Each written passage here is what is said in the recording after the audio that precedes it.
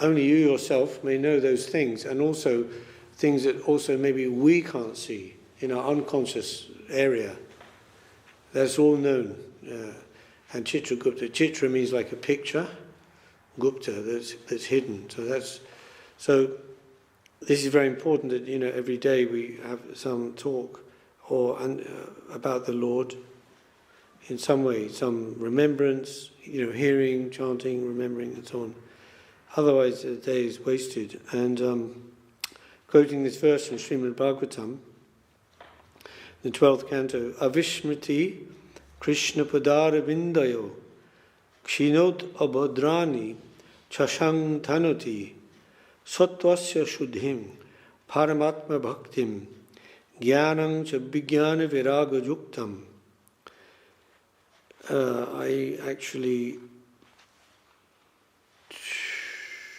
There's another book called, do you remember it's called, it's a very thin book and it's got the picture on the front like this, two hands like this. It's called Absolute something. I made this book in Malaysia based just on this verse only, because I was in Norway and the house of Prem Avatar Prabhu, and he just had this video, put the video on of Srila Maharaj talking about that verse, this Avishmriti Krishna Padara Vindyo. And I was so struck, I said, I've got to make that in a book. So really the whole book is just that talk, So here is, obviously the editing slightly different from that book, but here it is said, Avishmriti Krishna Padara Vindayo. Do not forget the divine lotus feet of Krishna. It's an imperative. Avishmriti. You must remember. Krishna Padara Vindayo. The divine lotus feet of Krishna. Because by the continuous remembrance of Krishna, all the undesirable things, the dirty things within you will have to leave. Kshinotya Abhadrani. Bhadra and Abhadra. Or, clean, dirty, or auspicious, inauspicious, like that. Srinoti is what? Chinoti. To leave, to go away. Abhadrani, those inauspicious things. Without Krishna consciousness, without consciousness of divinity, all mundane things are like dirt. That dirt should be removed. It should be destroyed by the continuance of Krishna consciousness. That remembrance cleans out all the dirt and it extends to our real welfare. So it's not just the negative side, removing the negative. It's giving positive, like in the Shikshashtakam, in the first verse, we were talking about this yesterday actually in Green Street. It was very good about the Shikshashtakam, because, the 7 points that they're mentioned in the Chaito Darpana Marjanam, cleansing the mirror of the heart. Chaito, chit, consciousness, mind, can be expressed different ways, but cleansing the inner consciousness, marjanam, to clean, darpana means mirror. So the mirror, if the mirror is covered with dust, it can't reflect, can it? So see, if your own consciousness is covered with dust, you can't see yourself. Like if you look in the mirror, it's dust, you can't see who you are, isn't it? So Chaita Darpana Marjanam, Bhava Davagni Nivarpanam, the Davagni, Dava Agni, the forest fire. Do you know, remember in Krishna was swallowed the forest fire, and that was called the Davanala Leela, where he saw the whole forest was burning, and he swallowed that in himself, absorbed it. And there's a place there called Davanala Kund, where the boys went to bathe after that, because it'll be hot and sweaty, So they went, it's called Davanala Kund. It's a very nice place. I went there. It's very quiet. Nobody sort of goes there. It's just a very hidden place in the back, behind, near the Krishna Balaram Mandir of ISKCON. It's got a place called Raman Reti. It's particularly where Krishna and Balaram going with the cows. There's a big, like, open kind of sandy area, and at the back of that is Davanala Kund. So, Bhava Davagni Nirvapanam. Nirvapanam means nirvana, stage of extinction of material miseries. The Buddhistic nirvana stage is already crossed only in the second effect. Then Bhava Davagni Nirvapanam, Shrek Kairava, Chandrika Vitaranam, means the lotus of the heart begins to open and blossom. There's a type of lotus that opens under the moon rays, not the sun rays. So it's the night blooming lotus. So that's compared to the cooling moon rays of the nectar of the name. That's opening the lotus of the heart. And opening means the inner self, the inner being is coming out. As Guru Maharaj says, our golden self will come out, will emerge. And there's stages, So here is saying the remembrance of Krishna, it cleans the dirt and also extends to our real welfare, the positive side, the positive self-giving and self-interaction with the positive side. Chashang Tanuti, it produces from within real goodness. Sattvasya Shuddhim, when the alloy is eliminated from your ego, from your present self-conception, then your whole existence is purified. Your self-conception is false ego. It is full of alloy, and that will be destroyed by your continued God consciousness. As your existence is purified, gradually you will find the Lord, Paramatma, within yourself, Paramatma Bhaktim. You will be able to understand who you are, Jivatma, and who is supporting you from above, Paramatma. So the two things are happening simultaneously. As you get realization as this lotus of the heart opens under the moon ray, so as from that illumination, you can not only see the source of the illumination, which is the sun, or in this case the moon, but that illumination is through that you can see yourself also, and also the environment, all things. That is then jnana cha vijnana, you will find a special type of God conception that will show to you both the Lord and his potency, the different potencies and the owner of those potencies. Viraga yuktam, you'll feel the effect of this twofold, in two ways, yes, both non-attraction to the mundane world and properly adjusted attraction towards the truth. You'll feel such development within you. So this is the positive side, self-forgetfulness, but not just self-forgetfulness, but giving, self-giving. So you've heard of the Atmarama verse? That was in the whole pastime in Chaitanya Charitamrita. And the discussion between Chaitanya Mahaprabhu and Svarup Bhattacharya. And Svarup Bhattacharya was so famous, had many students, and he was said to be incarnation of Brihaspati. That's pretty himself. But of course, it was all in the side of the illusionism, or Mayavad as it's called. Yeah.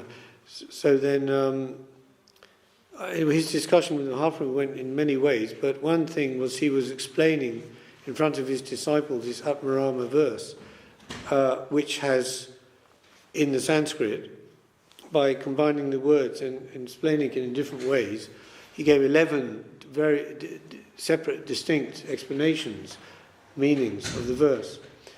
And this was just incredible, incredible scholarship and brilliant genius mind he had. And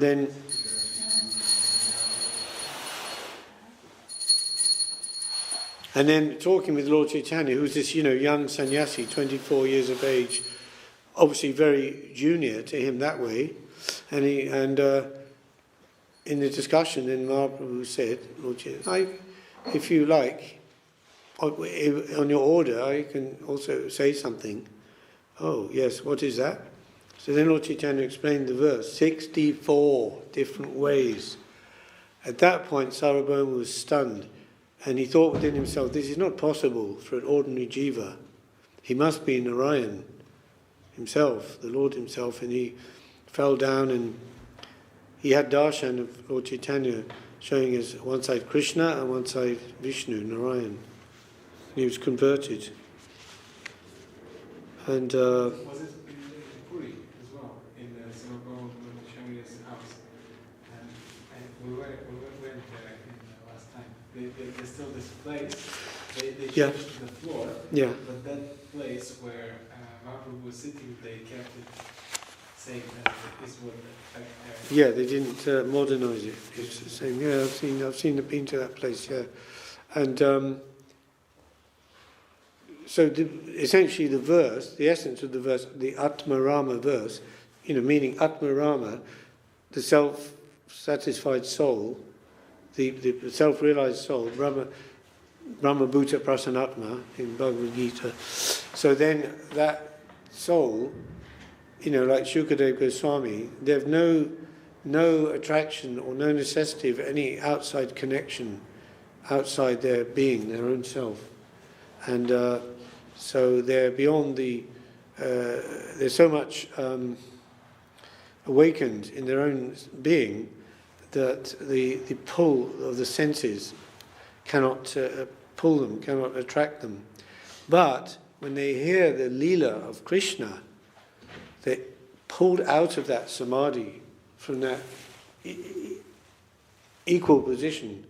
There's disturbance in their position, and their being is like pulled up towards that, like a magnet to, iron filings to a big magnet, irresistibly.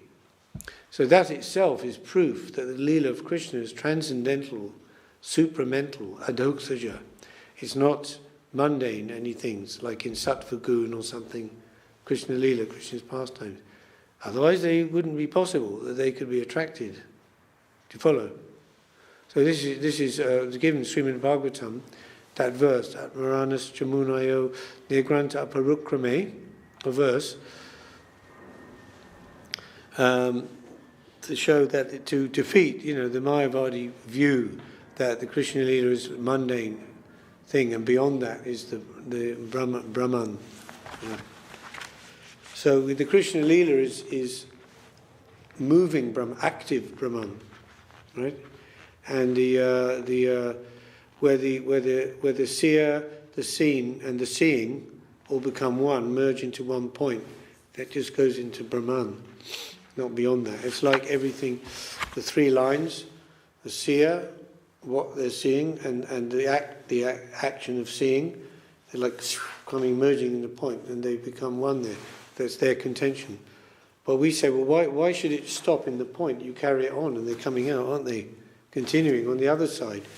So then you're having from the inverted image, mirror image on this side, the negative side, actually through that focal point on the other side is the original.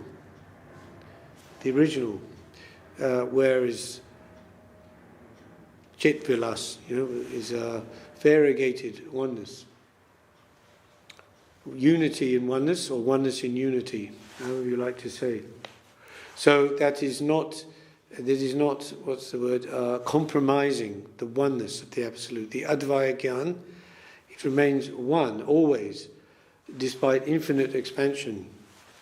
Is not becoming separate or becoming less, so this theory of illusionism, that the material world is illusion, as in it doesn't really exist. It's an illusion in our mind. But even if you accept that theory, then we have to say the fact that there is the reality, and there can be even an illusion, even though it's an illusion, it's not real. But still, you've got two things, right? You've got the reality and the illusion, so it's already variegated. And so the Atmarama verse, that's very important. So this is saying that you'll feel attraction towards that absolute truth, and you'll feel such development within you.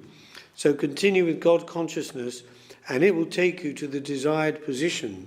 It will take you back home, and you'll be able to conceive how sweet that home is. If you somehow try to maintain the fire of God consciousness, all alloy within you will be destroyed. Your purified self will come out from the fire, and you will find everything your heart really desires. So in this verse it is said, Jnana Vijnana Viraga Yuktam. You'll be able to clearly conceive both the knowledge of the whole and the knowledge of the different parts and potencies of the whole in detail. It will be clear in your heart. So your faith will not simply be blind.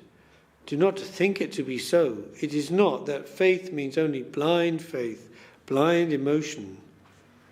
That plane where your heart is to live is not a domain of only blind emotion, but there is proper knowledge there. It is the land of proper understanding, where the centre exists, the Lord, as well as so many potencies, which are controlled by Him. You'll be able to acquire such a position of understanding. Because that's what they say, the Mayavadis. These bhaktas, they're all just full of blind emotion. You know, Prakashananda Saraswati, and when Lord Chaitanya went to Benares, which of course is the place of Shiva, and by extension the place of the Mayavadi sannyasis, because as you know, Shiva appeared as Adi Shankaracharya, and taught the so-called Mayavad philosophy. But actually, although Lord Shiva was requested by Lord Narayan to do that in Kali Yuga for some particular purpose, but of course that was an expansion of Sada Shiva, you know. I read one book and account there. It said that was a demoniac expansion of Shiva called Mahima, who gave the Mayavad philosophy, and so that was able to destroy Shiva's the destroyer, right? It's able to destroy any movement towards theism or devotionalism in the heart of the people of impious nature.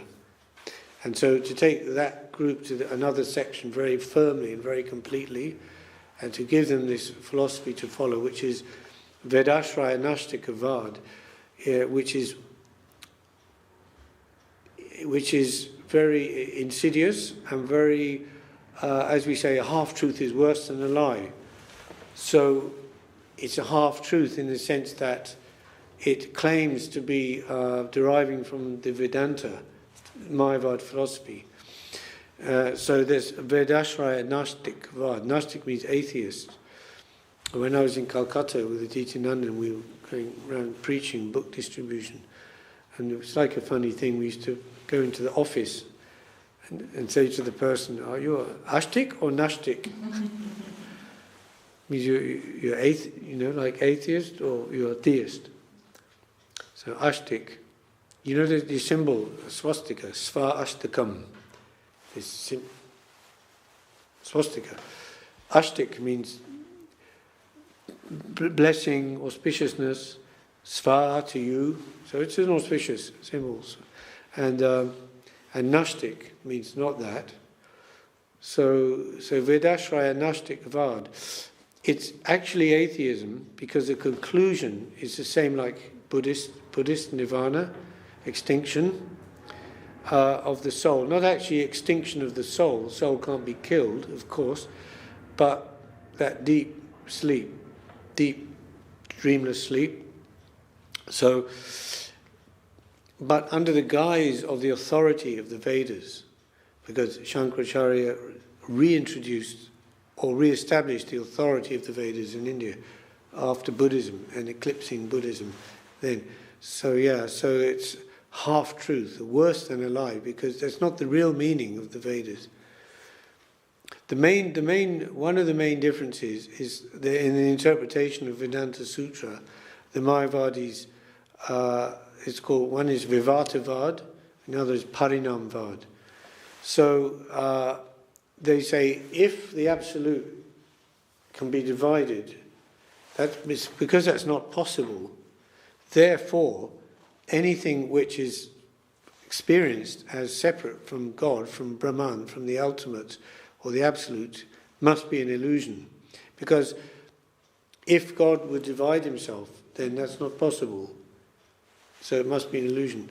But the Vaishnavas say, no, God can, what is impossible to man is possible to God. Why not? So God can expand himself infinitely into infinite forms and remain the absolute truth. Om Purnamada Purnamidam Purnamudachyate. Ishopanishad, yeah. So the absolute remains infinite and absolute despite expanding infinitely and absolutely. Why is it not possible? It should be possible, right? But for God to do that. The vision, yeah. He still stays advayapya. Yes. He still stays non-dual, right? Yes.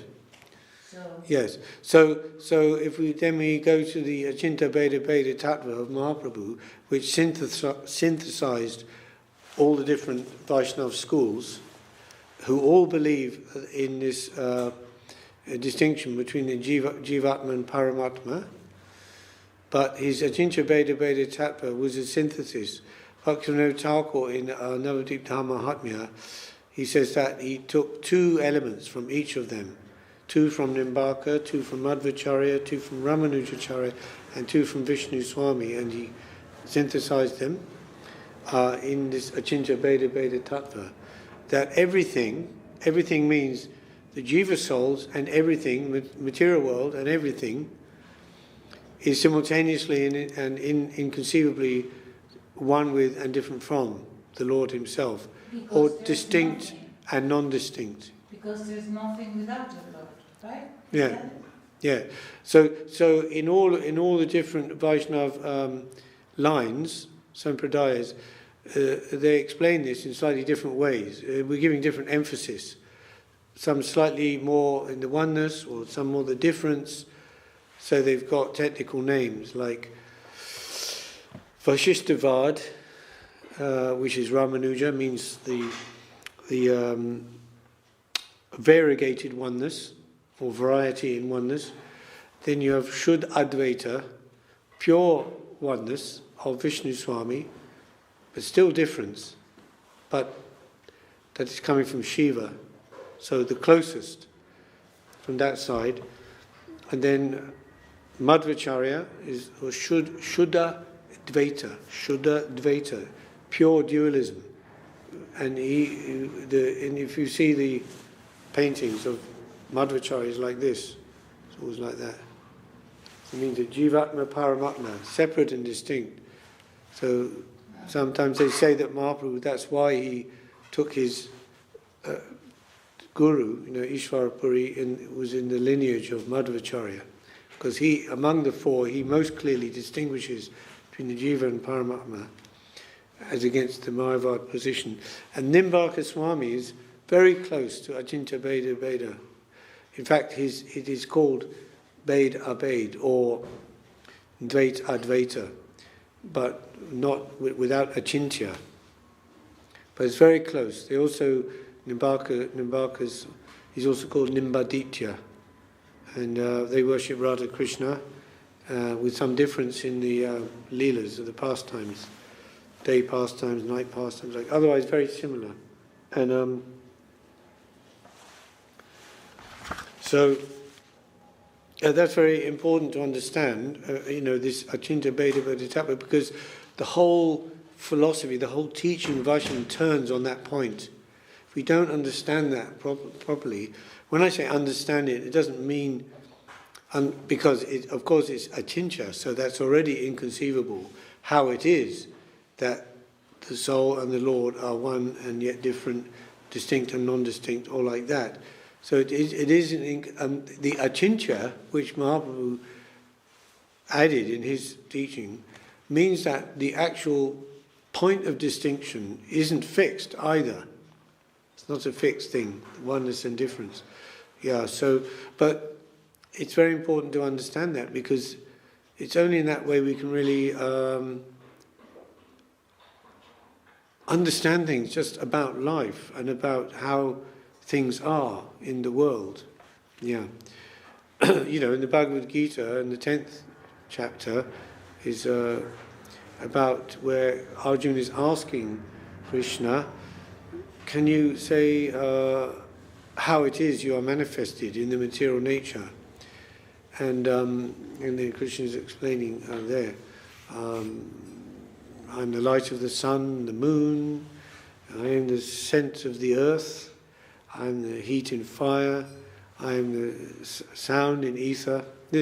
So the essence of everything, and anything that's extraordinary, special, distinctive, outstanding, surprising, and gives a thrill in the heart, that is a manifestation of myself. You can understand me through that, in one aspect. So that again is Achincha Bheda Bheda. Achincha Bheda Bheda. So for those who have who need that, who is helpful to them, that understanding, to see God in nature, how is that? Yeah, and that's different than saying, that nature is God directly. There was a European philosopher, Italian, called Spinoza, and that was his philosophy, that nature is itself God, that is God.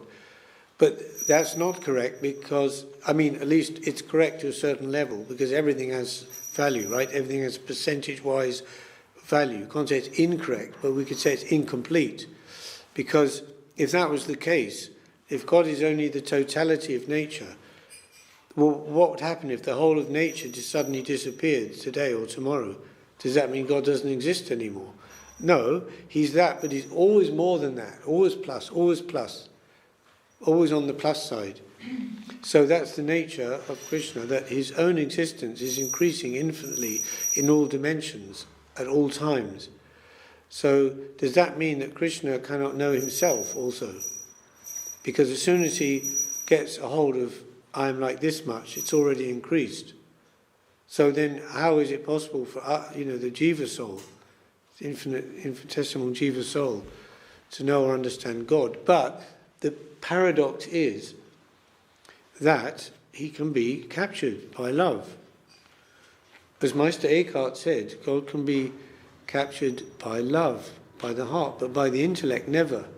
So there's an instrument within us, as Guru Maharaj said, that tasting machine is within us.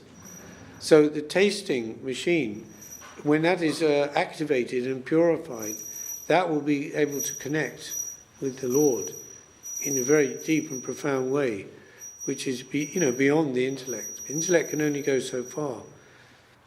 Through the intellect we can understand how we're limited that way. And then Shraddha, that actually connects us with the Lord. And Shraddha is very subtle. Very, very subtle thing, but subtle doesn't mean insubstantial or ephemeral. For example, electricity is very subtle, isn't it? It's just so subtle, right? You don't know where it is, how is it, where is it? But it's not insubstantial. If you stick your finger in the socket, you find out how substantial it is. So Shraddha, faith, like that, can connect us to what is very, far away. It's actually far away. When we say far away, we're not talking linear space or time. It means in the realm of consciousness. Like the person who said the furthest distance to travel is from the head to the heart. Yeah. So the Goloka conception is actually central. It's everywhere.